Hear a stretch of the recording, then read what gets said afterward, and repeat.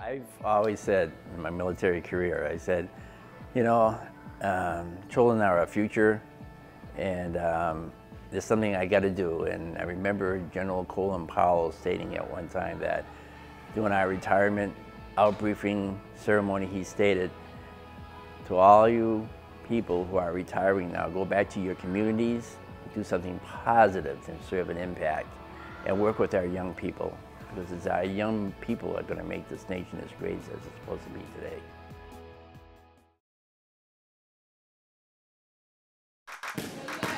Okay, pay attention. You're gonna dribble. Listen, pay attention. All right. All right. All right. All right. My name is Charles Adams III. Police officer with the Minneapolis Police Department. Currently assigned to the juvenile SRO unit. SRO stands for School Resource Officer.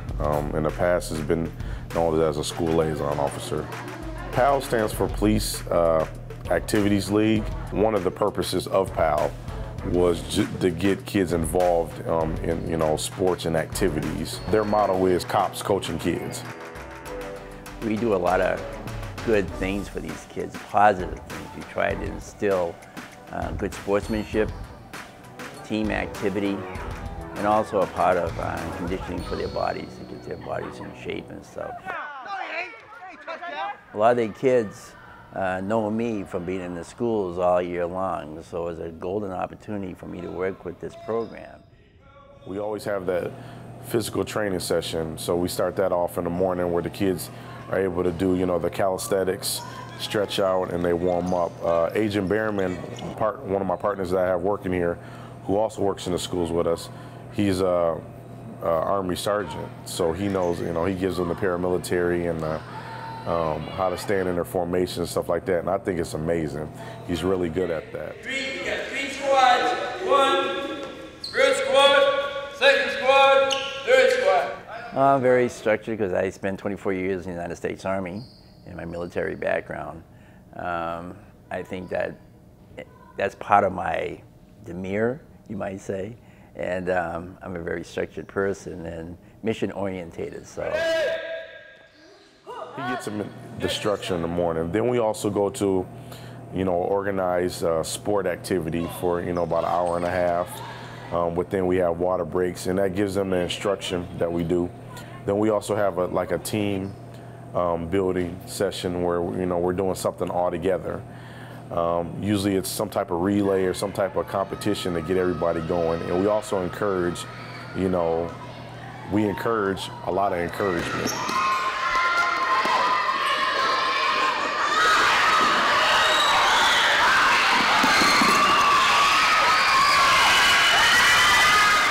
Sometimes we got kids. The program runs from ages, 5 and up. And in this program, the youngest is usually between 6 or 7. It's a privilege to go swimming. It's not about you guys going swimming and doing what you want. So the only thing I ask for you is to encourage some of these younger kids, and some of the younger kids encourage some of the older kids, and be a good teammate. Every Wednesday, we do a bit called Water Wednesday. So we would take the kids to Jim Lupian Water Park every Wednesday, and just let them get the aquatics portion of it. A lot of it is running and playing in the water, but it still kind of fills in that void of the aquatic portion. A lot of kids are so obsessed with only want to play basketball, so sometimes that's why we try to incorporate the volleyball, the soccer, softball, frisbee, just different things instead of just every kid want to pick up a basketball and shoot hoops. We give them nutrition classes on how to eat. The Minneapolis Nutrition Department has, and also the superintendent's office, has required that all children will be fed under the age of 18 in the city of Minneapolis, where lunches will be served. Our kids are always fed. It's important that they get a healthy meal throughout the day. And in a lot of cases, in some cases, this could be probably one of the best meals they could have for lunch. We also give them classes on bullying and just how to be respectful in the community. And it also gives the parents in Minneapolis something for their kids to do with not a costly price. They probably weren't here. They probably would be at home on the computer games and things of that nature. We don't allow any computer games or anything like that, or computing playing while they're here. It's all well structured, organized, and we have a daily plan of activity in which they have to get involved with. Children who have been here, who couldn't take direction, nor be able to take rules and abide by regulations and stuff like that. They know just what they do. They know what the consequences are for their behavior. Line up here, give me the Coach Muhammad. We put the balls in here. We gotta line up. Make sure you gear up your stuff so we can line up and go and eat lunch. Wait, stop. Everybody stop. Please tell me in what I just said, did anybody remember me saying, take the volleyballs, dribble it, and shoot hoops with it? On your stomachs, let's go.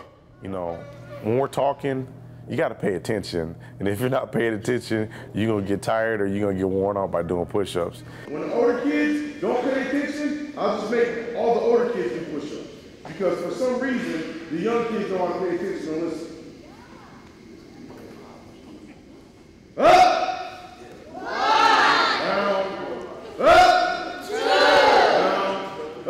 They start to listen quick when they realize they got to keep doing push-ups. Up. We doing push-ups, not butt-ups. Down. There's always the thought of like being intimidated by the police officers. So here, the officers, they don't wear the uniform. They work with the kids. So it brings a bond closer. So that kind of, you know, close the gap between like the perception of the police officer and the people in the community. And also, to work well with the community, you need to work with the kids. So that's the most important thing. Once you get to know them, like if you don't know them and you first see them, then you have that feeling of is they gonna be mean or is they gonna be nice. But once you get to know them, they're great. You know, some kids, you know, are leery about the police officer situation, but then you got kids that, I mean, they don't even know you're a police officer, and that's great. When you can interact with kids on a social level and they're comfortable with you and they look beyond what you do, that's wonderful. You got to let them know, you know, that you have someone to talk to, somebody to come to if there are problems, and just help them, you know, progress within their life. It's important, and a lot of the kids don't trust, you know, other authority figures, other adults, just because of what they've lived in their household. We try to get rid of that by just keeping them comfortable with us as people and beyond the part of us being police officers and what we might do and stuff like that. Officer Adam is one of the coaches that I see during my time here so far. He works well with the kids, and I can really see that there's a strong bond between them. And so, like, if I want to work with kids one day, I hope to be someone like him who have a lot of influence on the kids.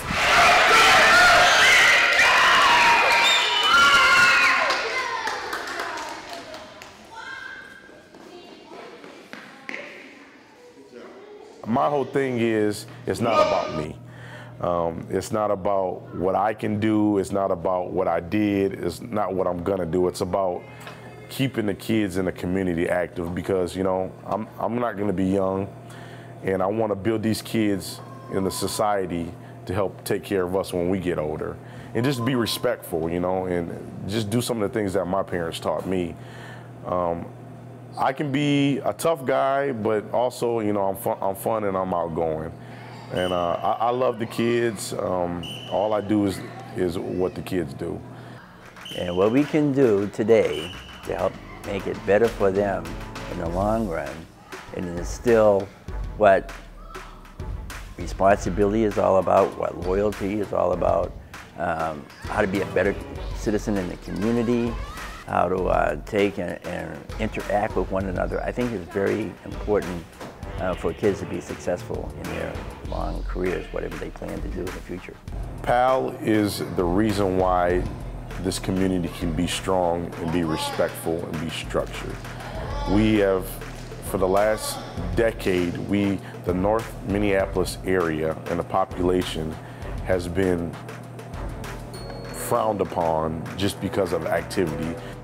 This program gives structure to kids in the community and also builds a positive relationship with kids and police officer officials in the neighborhood.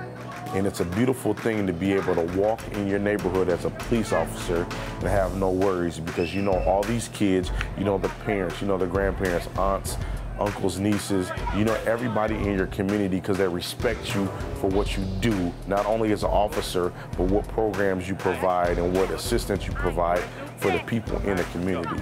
This is what helps these kids, because the kids will be our future.